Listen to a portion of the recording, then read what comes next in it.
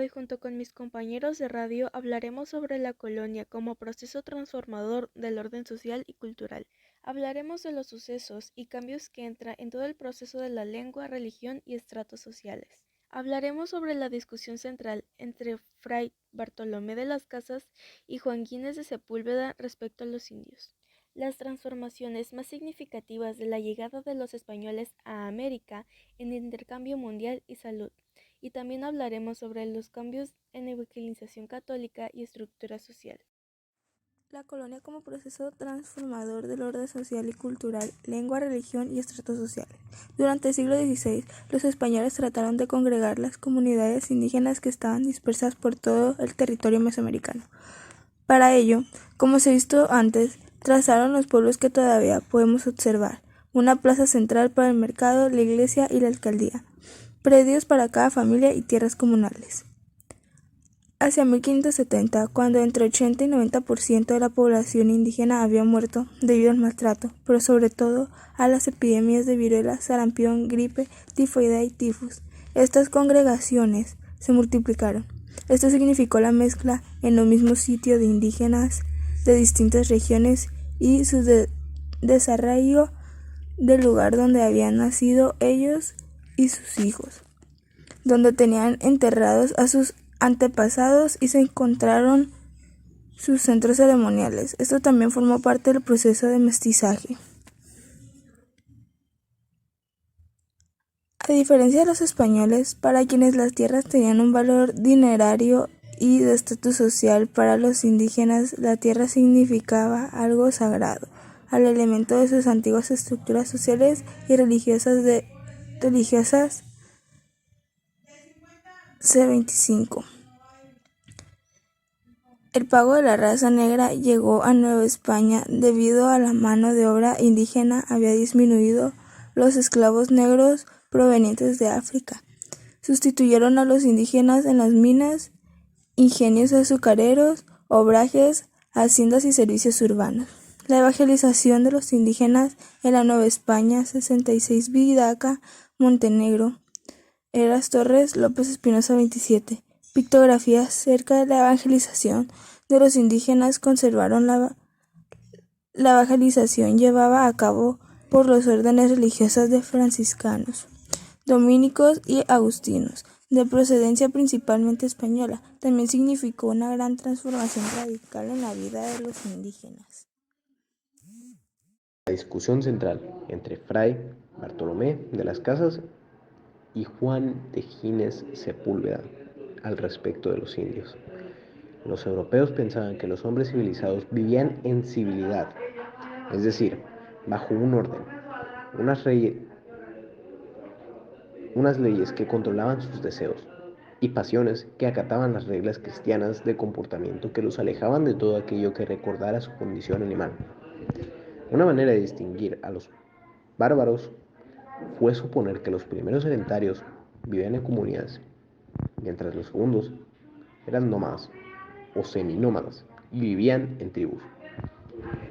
La idea era trasplantar a una civilización que se consideraba a las encontradas en América.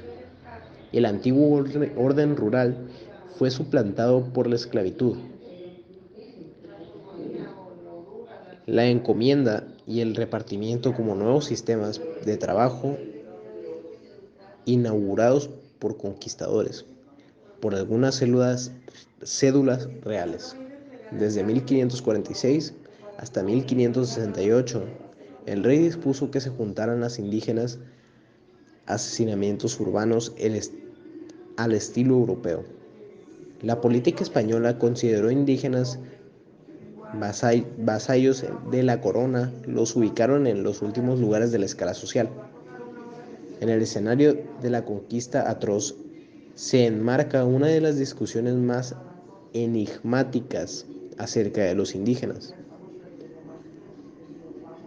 De las formas de evangelización y dominación ejercida los territorios conquistados en América, lo cual sostuvo Fray Bartolomé de las Casas, quien junto con Fray Dominico Atón Montesinos denunciaron el trato inhumano que se les daba a los indígenas la cruel, horrible servidumbre que los sometían. Desde mediados de 1514, Fray Bartolomé tomó conciencia de las inhumanas condiciones que vivían los indios, criticando como la injusticia e institución de la encomienda. Consideraba a los indios como únicos, legítimos y dueños de las tierras del Nuevo Mundo. Las transformaciones más significativas de la llegada de los españoles a América en intercambio mundial y salud. La corona española solo permitió que las encomiendas se asignaran a su usufructo, es decir, para su exportación. Ella conservó su posesión. Además, entregarle tributos en especie, maíz, frijol, mantas, gallinas, etc. Los indios debían realizar servicios personales en la casa del encomendador, construir obras, cuidar el ganado, defender las tierras y trabajar en las minas si había. Como el encomendador tenía la obligación de cristianizar a los indígenas, debía incorporar curas o frailes a su encomienda y cuidar que los indios los mantuvieran, les entregaran el diezmo, construyeran sus casas y sus conventos e iglesias. La llegada de los europeos a América significó la ampliación de intercambio mundial y a larga contribuyó a aumentar la riqueza de ambos continentes. Pero los europeos no solamente introdujeron a América plantas y animales como caballos, burros, vacas, toros, puercos y gallinas, sino que también contrajeron virus y bacterias para las cuales el sistema inmunológico de la población indígena no estaba preparado. De este modo, enfermedades como la gripe, la viruela, el tifus, el sarampión y las paperas entraron agresivamente al Nuevo Mundo. También desde América viajaron enfermedades como sífilis a otras y Europa había sostenido contactos frecuentes con diversas poblaciones desde hace mucho tiempo. Los cambios de evangelización, catolicismo y estructura social. La evangelización llevaba consigo la transmisión de las lenguas nuevas, pues se establecieron escuelas para enseñar el catecismo en las lenguas aborígenes y el castellano, concentrado en la educación de los niños. El culto a Cristo y la Virgen María se complementó con el culto a los santos patrones. En parte, estos sustituyeron a los dioses menores de las religiones mesoamericanas y permitieron tender un puente entre el politeísmo y el monoteísmo cristiano.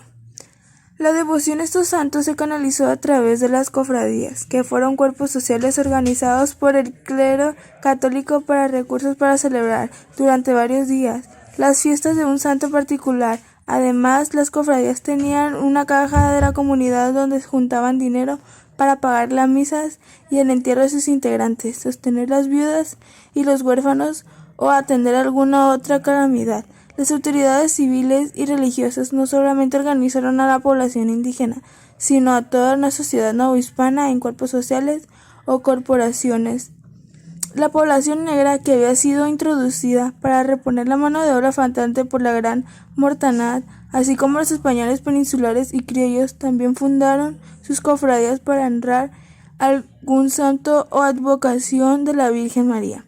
En los siglos XVII y XVIII, muchas cofradías destinadas a celebrar el catolicismo, toda la población unificó sus valores, creencias y costumbres.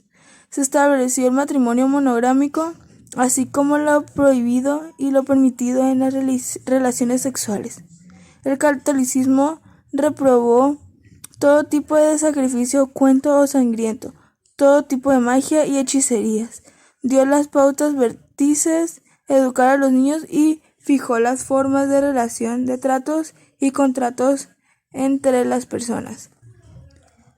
Con estas normas, junto con las leyes elaboradas por el Consejo de Virrey, la Audiencia de la Ciudad de México, los gobernadores y alcaldes de España, sin embargo, la geografía, la gente, las costumbres y la manera de concebir el mundo y la vida generó una realidad distinta de la europea. Los cambios de evangelización. La colonización en sí es una noción reprimida que opera sin el control que traía visibilización del mismo. Una negación de la colonización favorece a los mecanismos de la dominación a que se apropien formas culturales oprimidas por diversas estrategias y tácticas.